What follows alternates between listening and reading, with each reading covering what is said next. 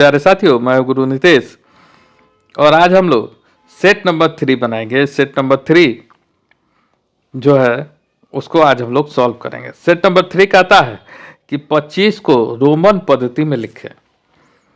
ठीक है, 25 को रोमन पद्धति में लिखें। तो अब रोमन पद्धति के बारे में आपको अगर जानकारी नहीं है तो सबसे पहले आपको यह जानना है कि रोमन पद्धति क्या होता है। तो रोमन पद्धति में है ना, रोमन पद्धति में 7 नंबर्स होते हैं, है ना। आई, भी, एक्स, एल, सी, डी, एम। और इन्हीं 7 संकेतों से हम रोमन पद्धति में सभी संख्याओं को लिखते हैं। आई का मतलब 1, भी का मतलब 5, एक्स का मतलब 10, एल का मतलब 50, सी का मतलब 100, डी का मतलब 500 और एम का मतलब 1000 होता है। अब इसको लिखने का कुछ नियम और कानून होता है, उन नियम के हिसाब से ही यह चलता है। हम लोग जो नंबर सिस्टम पढ़ते हैं, हिंदू अरेबिक नंबर सिस्टम, उसमें 0 से लेके 9 तक का जो नंबर होता है, जो संकेत होता है, उसको हम किसी भी तरह से कितना भी बार लिख सकते हैं, कुछ भी कर सकते हैं। उसमें किसी तरह का कोई हमको स्पेशल रूल फॉलो करने की आवश्यकता नहीं होती है। लेकिन रोमन नंबर सिस्टम में नंबर्स को लिखने के लिए हमको स्पेशल रूल होता है। जैसे इस आई को, है ना, इस आई को, ठीक है, इस एक्स को, इस सी को, इस एम को हम मैक्सिमम ज़्यादा से ज़्यादा 3 बार लिख सकते हैं, 3 बार लिख सकते हैं। लेकिन हम भी को, है ना, भी को, एल को, डी को रिपीट नहीं कर सकते हैं। इसको हम लोग, इसकी पुनरावृत्ति हम लोग नहीं कर सकते हैं। जैसे कि 3 लिखने के लिए हम करते हैं आई आई आई आई आई, 3 बार अगर लिख दिए तो ये हो गया 3। तो ऐसे हम अगर भी चाहें तो इसका मतलब 10 हो जाएगा, ऐसा नहीं, ये गलत हो जाएगा, है ना। तो हम किसको रिपीट कर सकते हैं? तो आई को, एक्स को, सी को और एम को, इसको रिपीट कर सकते हैं, लेकिन सब ज़्यादा से ज़्यादा 3 बार।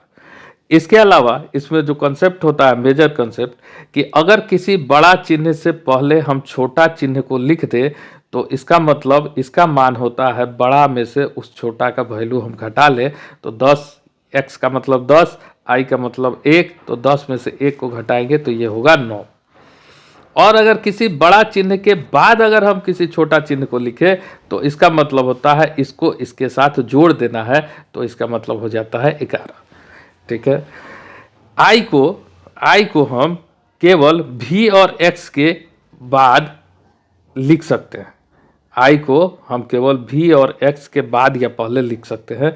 आई को हम सी के पहले नहीं लिख सकते हैं, है ना। आई को हम डी के पहले नहीं लिख सकते हैं। मतलब 499 लिखने के लिए हम ऐसा नहीं कि आई डी लिख देंगे, ये गलत हो जाएगा।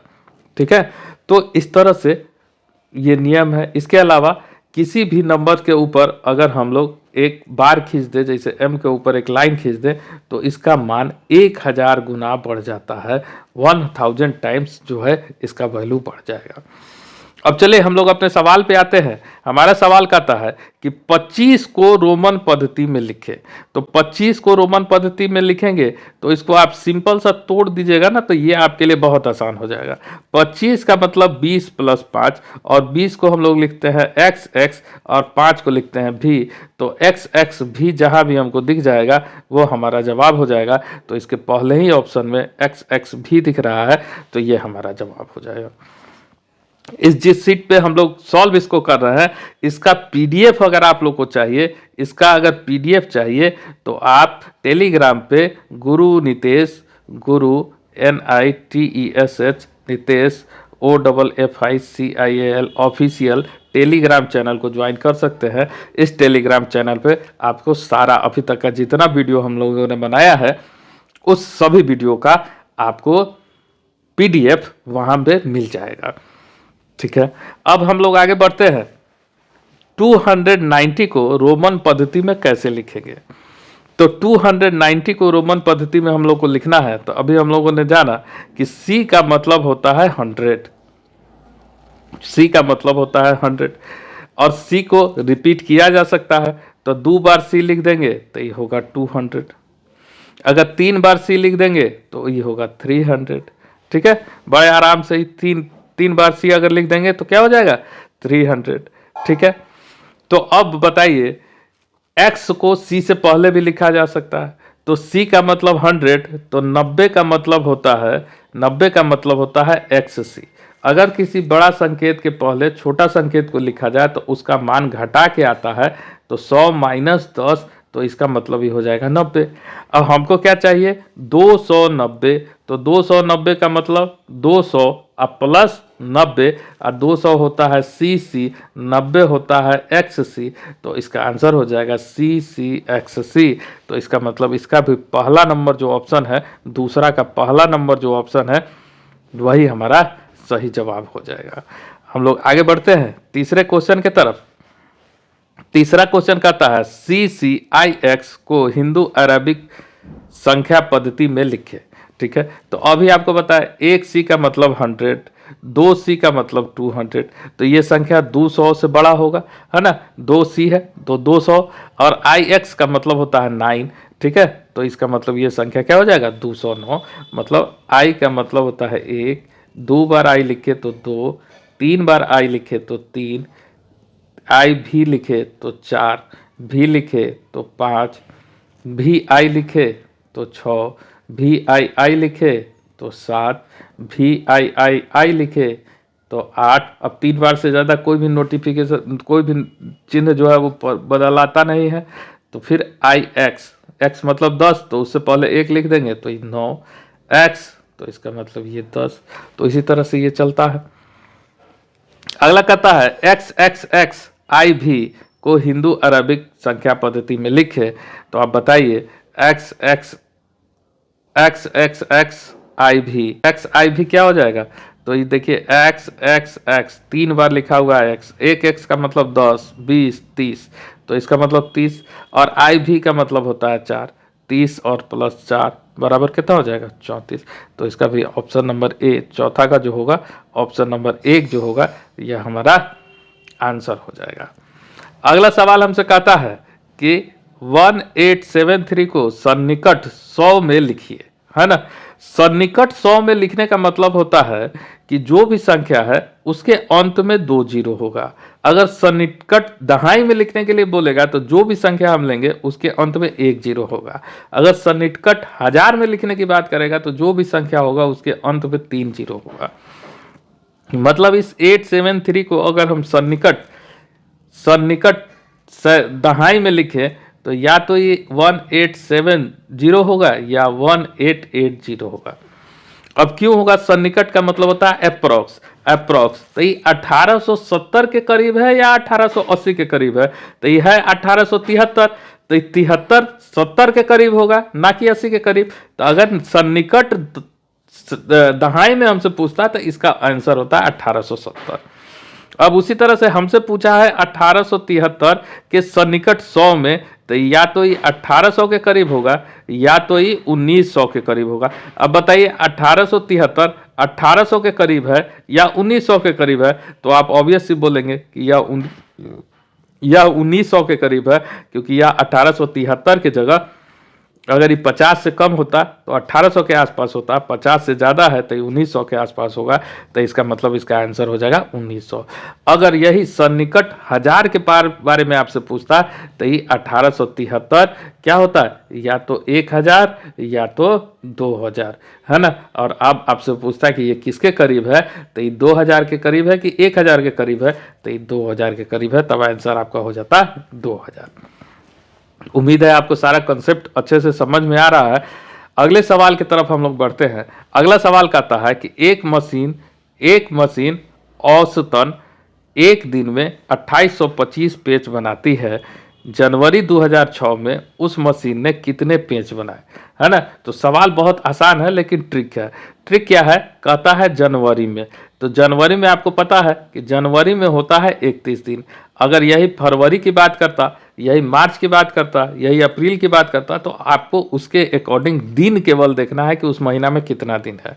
अब कह रहा है कि एक दिन में 2825 पेज बनाता है, एक दिन में 2825 पेज बनाता है, तो 31 दिन में कितना पेज बनाएगा? तो हम सिंपली 2825 को 31 से गुना कर देंगे तो हमारा आंसर आ जाएगा। हम इसको गुना कर देंगे, एक बार में गुना करेंगे तो 2825, अब 3 से गुना करेंगे तो 5 तिहाई 15, 3 दूना 6, एक हासिल बचा है, 6 एक 7, 8 तिरका 24, 24 का 4 बच गया 2, 3 दूना 6, 6 2 8। तो इसको जब हम आपस में ऐड कर देंगे तो ये हो जाएगा 5, 5 2 7, 8 7 15, 15 का 5 बच गया 1, 4 2 6, 1 7 और 8 का 8, तो ये हो जाएगा 8 7 5 7 5। तो आपको दिखाई दे रहा है कि पहला नंबर ऑप्शन जो है 8 7 5 7 5, तो यही इसका आंसर हो जाएगा। अगले सवाल की तरफ बढ़े तो अगला सवाल कहता है सरलीकृत करें 17 का पावर 2 गुना 17 का पावर 5। तो ये भी बहुत आसान सवाल है ना। इंडिसेज एंड सर्ट्स घातांक एवं करने से आपको पता है कि अगर a का पावर m गुना a का पावर n हो तो इसका मतलब होता है a का पावर m प्लस n। अगर a का पावर m बटा a का पावर n हो तो इसका मतलब होता है a का पावर m माइनस n। मतलब इसको बोलते हैं आधार, इसको बोलते हैं घातांक, इसको बोलते हैं बेस, इसको बोलते हैं पावर। अगर बेस समान हो तो पावर आपस में जुड़ जाता है। तो यहाँ देखिए, यहाँ दोनों का बेस 17 17 है, यह है 17 का पावर 2 गुना 17 का पावर 5, दोनों का बेस समान है तो इसका पावर आपस में जुड़ जाएगा। 17 का पावर 2 प्लस 5 मतलब 17 का पावर 7, यही आपका आंसर हो जाएगा। 17 का पावर 7 जहाँ भी दिखाई देगा वो आंसर होगा। तो ये चौथा नंबर ऑप्शन में है, 17 का पावर 7 का पावर 7 जो होगा वो मेरा आंसर हो जाएगा। अगले सवाल की तरफ हम लोग बढ़ते हैं। अगला सवाल हमारा कहता है कि 0.27 ऊपर बार दिया हुआ है तो इसको तोड़ेंगे तो क्या होगा। तो ये भी बड़ा आसान काम है। 0.27 इसको तोड़ना है तो आपको पता होना चाहिए कि इन जनरल क्लास 7 के एनसीईआरटी में इस कॉन्सेप्ट को दिया गया है। क्लास 7 में आपको क्लास 6 से ही पढ़ना है, क्लास 6 में भी इसके बारे में दिया गया है, सारा जानकारी दिया गया है। तो आपको क्या करना है कि 0.a के ऊपर अगर रेकरिंग होता है तो ये होता है a/9। अगर 0.ab के ऊपर रेकरिंग होता है तो ये होता है ab/99। और 0.abc के ऊपर रेकरिंग होता है तो ये होता है abc/999। मतलब जितना अंक के बाद ऊपर रेकरिंग होता है उस अंक के बदले नीचे में 9 लिखा जाता है। इसी तरह से अगर 0.ab केवल b के ऊपर रेकरिंग रहेगा तो ये होता है ab माइनस a बटा 90। मतलब जिसके ऊपर रेकरिंग है उसके बदला 9 और जिसके ऊपर रेकरिंग नहीं है उसके बदला 0। साथ ही साथ जिसके ऊपर रेकरिंग नहीं है वो उससे घट जाता है। जैसे 0.abc अगर c के ऊपर रेकरिंग है तो ये होगा abc, लेकिन इसमें से ab सब्सट्रैक्ट हो जाएगा और c के ऊपर रेकरिंग है तो 9 और 2 के ऊपर रेकरिंग नहीं है तो 0 0 ऐसा होता है। यही कंसेप्ट है इसके बारे में। तो आपको दिया हुआ है 0.27 से 27 के ऊपर रेकरिंग है, मतलब दोनों संख्याओं पर रेकरिंग है। इसका मतलब 27 अपॉन उसके नीचे हो जाएगा 99। तो ये 27 अपॉन 99 पहला ऑप्शन दिया है, लेकिन ये आंसर नहीं होगा। क्यों? क्योंकि फ्रैक्शन जो होता है वो हमेशा सिंपलेस्ट फॉर्म में लिखा जाता है। तो ये 9 से कटने वाला है, ये 9 तिरका 27, ये 11 9 99। तो इसका मतलब हो जाएगा 3/11। तो इसका मतलब ये हो जाएगा कि 3/11 हो जाएगा। तो इसका मतलब ये आपका आंसर होगा, ना कि 27/99 आंसर होगा। तो इसका ऑप्शन नंबर 2 जो है वो आपको आंसर होगा 3/11। आगे अगर हम बढ़ते हैं तो अगला सवाल हमको दिया हुआ है कि 999 गुना 273। तो ये बहुत ही आसान सवाल है। अगर आप अपने एनसीईआरटी किताब से कंसल्ट करेंगे तो ये बहुत ही आसान है, जिसके बारे में दिया हुआ है। इसके बारे में कहता है कि अगर 9 की संख्या समान हो और गुना करने वाले गुणज की भी संख्या समान हो तो आपको कुछ नहीं करना है, 273 में से 1 को घटा लेना है, ये आ जाएगा 272। अब इस 272 में यहाँ से अगला अंक इन दोनों का जोड़ 9 होना चाहिए। तो 2 में क्या जोड़े कि 9 होगा, तो 2 में 7 जोड़ेंगे तो 9 होगा। 7 में क्या जोड़े कि 9 हो जाएगा, तो 7 में 2 जोड़ेंगे तो 9 हो जाएगा, और फिर से 2 में क्या जोड़े कि 9 हो जाएगा, तो 2 में 7 जोड़ेंगे तो 9 हो जाएगा। तो इसका मतलब आपका आंसर होगा 272727, यही आपका आंसर होगा और यही आपको करना था। तो हम लोग ऑप्शन में देखते हैं, तीसरा नंबर जो ऑप्शन है 272727, ये हमारा सही जवाब हो जाएगा।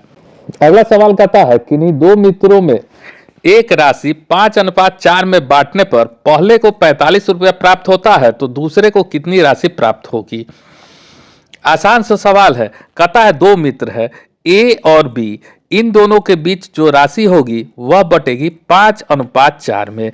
इसका मतलब कि अगर कुल 9 रुपया होगा तो 9 रुपया में 5 रुपया ए को मिलेगा और 4 रुपया जो है वो बी को मिलेगा। ठीक है, कब? जब होगा 9 रुपया। 9 रुपया में ए का हिस्सा है 5 रुपया और बी का हिस्सा है 4 रुपया। कहता है अगर पहले को 45 रुपया मिला, मतलब इस ए को मिला है 45, तो इस 5 का कितना गुना इसको मिल गया है? तो इस 5 का इसको 5 9 45, 9 गुना मिला है। तो इस बी को भी ना 4 का 9 गुना मिलेगा, क्योंकि अनुपात का मतलब होता है वह हर जगह हर परिस्थिति में स्थिर होगा। तो 9 चौका 36 रुपया इसको मिलेगा। तो ये आपका आंसर, 1 नंबर आंसर जो है ये आपका आंसर हो जाएगा। अगर इसी को दूसरे तरीका में देखें तो ए का जो हिस्सा होगा वह होगा ए का अनुपात बटा कुल अनुपातिक योग, कुल अनुपातिक योग गुना जो भी राशि दिया हुआ है वह राशि।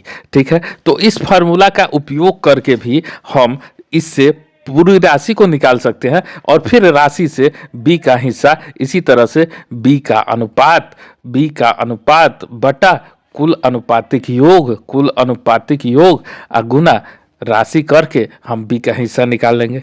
तो जैसे आपको समझ में आता है वैसे आप समझ सकते हैं। को हमारा सॉल्यूशन पसंद आता है तो आप जरूर से जरूर हमारे चैनल को सब्सक्राइब करें, ताकि हर रोज आने वाले सेट आपको प्राप्त होते रहें।